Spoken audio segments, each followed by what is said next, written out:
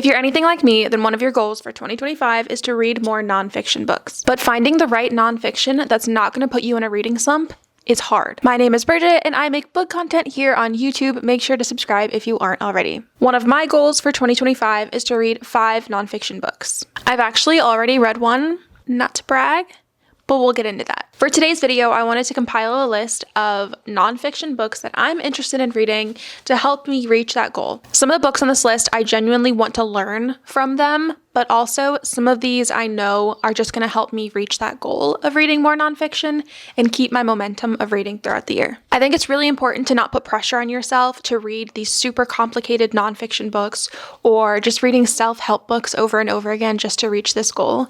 Find nonfiction books that genuinely interest you, whether that's a memoir or a deep dive into a topic that you're super interested in. Without further ado, let's get right into it. The first book is one that I've heard a lot of hype about on social media lately. This one's called The Let Them Theory by Mel Robbins. I know I said not to only read self-help books, but honestly, this one's on my list. Sorry, guys. I saw that Oprah talked about this book being the best self-help book in I don't know how long. If our girl Oprah's talking about it, I'm gonna look into it, you know? And this book has a 4.47 average rating on Goodreads right now, so I think that's saying a lot. I have my iPad here to read about them because I don't want to say anything wrong, and obviously I haven't read these books yet. This really resonates with me. It says, if you've ever felt stuck, overwhelmed, or frustrated with where you are, the problem isn't you. The problem is the power you give to other people. 2 simple words, let them, will set you free. Free from opinions, drama, and judgment of others. Free from the exhausting cycle of trying to manage everything and everyone around you. The Let Them Theory puts the power to create a life you love back in your hands. And this book will show you exactly how to do it. Sign me up. Let them read the book, you know? That's how I feel about it. I am super interested in reading this book. I feel like it resonates with me quite a bit as someone who puts a lot of weight on other people's opinions. So we'll see. The next book is The House of My Mother by Sherry Frankie. I've actually already read this book. It came out, I think, January 7th or around there, and it's all about Sherry Frankie and her experiences. If you're anything like me, then you have probably heard of The 8 Passengers. If you haven't heard about the Ruby Frankie drama, scandal, all of those things. In 2023, Ruby Frankie was arrested and charged with child abuse, aggravated child abuse. And Ruby was a YouTuber, I guess. I don't know how you would explain this, but she was the mother of the family vlogging channel 8 Passengers. There's been a ton of speculation prior to her arrest, just based on videos she was posting on her channel, that she was abusive. And there was one video in specific that kind of marked the downfall of her channel, where she took away her bed from her child. Her son was sleeping on a beanbag for 7 months because he no longer had the privilege of having a bed. There were a lot of other instances in her videos where she showed proof of neglect, abuse, all of these horrible things to her children, and she was just freely posting them on the internet. So if you haven't heard about it, where you been? But welcome. Look up Ruby Frankie. There's a ton of horrible stuff. But this is her oldest daughter's story. Sherry shares her story. If you follow Sherry on Instagram or any social media, you know that she has been pretty private about the whole situation, rightfully so. She also explains in this book that she won't be speaking about the experiences of her other siblings. She's the oldest. I think only her and her younger brother are even older than 18.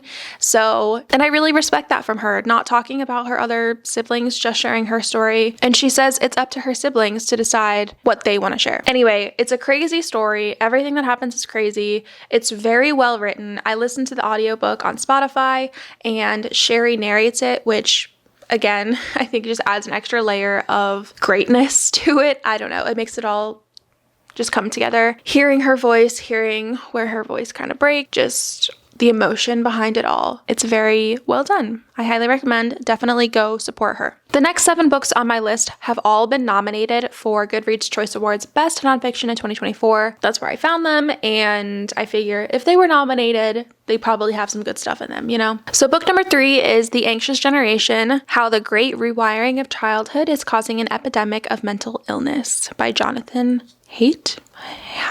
I don't know, I'll put the cover here. This is one of the books where I'm just genuinely interested in learning about this topic. I'm a huge mood reader, so it's definitely going to take the right mood to get into this book, but I would love to try. So this one says, it's a must-read for all parents, the generation-defining investigation into the collapse of youth mental health in an era of smartphones, social media, and big tech, and a plan for a healthier, freer childhood. Honestly, I am just interested in hearing what they have to say about the topic. Even as an adult, I feel like I have felt the connection between how much time I'm spending on social media and my own mental health, anxiety, and all of those things. So I'm super interested in reading more about this topic and especially on how it can affect children. The next book is It's Not Hysteria, Everything You Need to Know About Your Gynecologic Health, But We're Never Told. 2025 is going to be the year of figuring out my reproductive health. You know, this is a huge part of who I am, and I feel like I know nothing about it. I know nothing. I was taught very, very little. I have a couple books in here that are going to help me,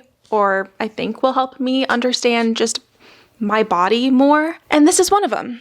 Oh, also this is by Kathryn Tang. This one says it's an inclusive and essential guide to reproductive health, including period problems, pelvic pain, menopause, fertility, sexual health, and overall well-being from leading expert Dr. Kathryn Tang, reproductive healthcare. The onus continues to fall on patients to find and advocate for care they need. Dr. Kathryn Tang is on a mission to transform how women engage with their bodies and their healthcare. Yeah, I feel like this one's pretty straightforward. I just want to learn with this book, you know? And this one has a 4.28 on Goodreads, so love to see it. Next is a little less learning, a little bit more fun, a little bit more entertaining. This is Disney High, The Untold Stories of the Rise and Fall of Disney Channel's Tween Empire by Ashley Spencer. This is the first unauthorized look at the inner workings and ultimate breakdown of the Disney Channel machine. For many kids growing up in the 2000s, there was no cultural touchstone more powerful than Disney Channel, the most watched cable channel in prime time at its peak. Today, it might best be known for introducing the world to talents like Hilary Duff, Raven Simone, Zac Efron, Miley Cyrus, Selena Gomez, the Jonas Brothers, Demi Lovato, and Zendaya. It wasn't always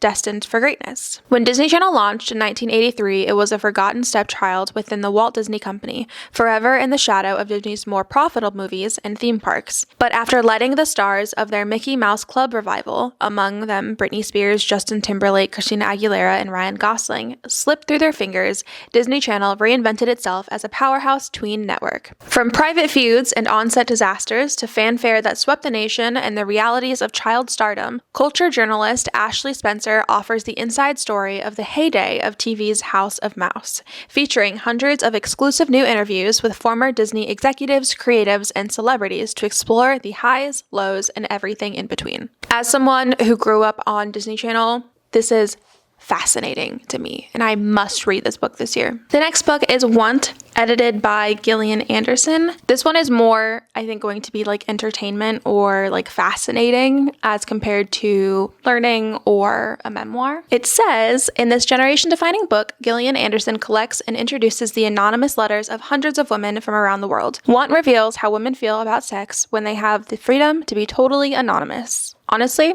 just sounds interesting, but we'll see. We're having some technical issues here. Next is All in Her Head by Elizabeth Coman. The Truth and Lies Early Medicine Taught Us About Women's Bodies and Why It Matters Today. My battery died, but we're back.